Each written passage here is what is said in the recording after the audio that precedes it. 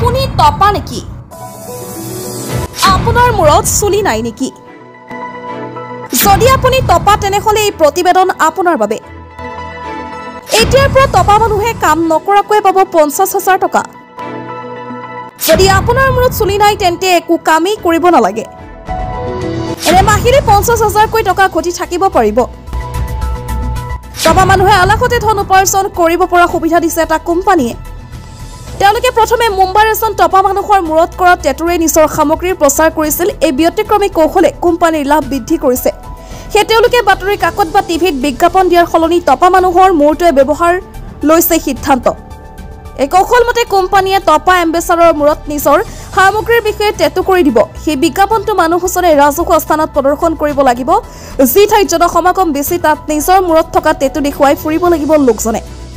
মুম্বাইত নিযুক্ত লোকজনে ইতিমধ্যে মাহিলী 50,000 টকা আয় কৰিছে। তেওঁ নিজৰ মূৰটো কোম্পানীক ভাড়া দিছে। যেনেকৈ ৰাস্তাৰ কাষৰ হোৰ্ডিং কোম্পানীয়ে ভাড়া কৰি লয়, সেইদৰে টপা মানুহৰ মূৰটো কিছুদিনৰ বাবে তেনেদৰে ভাড়াত লৈছে।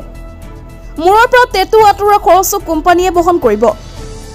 যিমান দিনলৈ কোম্পানীৰ সৈতে মূৰৰ চুলি নথকা মানুহজনৰ চুক্তি থাকে সিমান দিনলৈ কিন্তু মূৰৰ পৰা টেটু মোহাৰিব নোৱাৰিব। অৱশ্যে চুলি থকা মানুহে চুলি খুৰাই এই সুবিধা ল'ব নোৱাৰে। মূৰৰ আটাইবোৰ চুলি সৰি যোৱাৰ পাছতহে কোম্পানীৰ ব্ৰেণ্ড এম্বেচাডৰ পাতিব।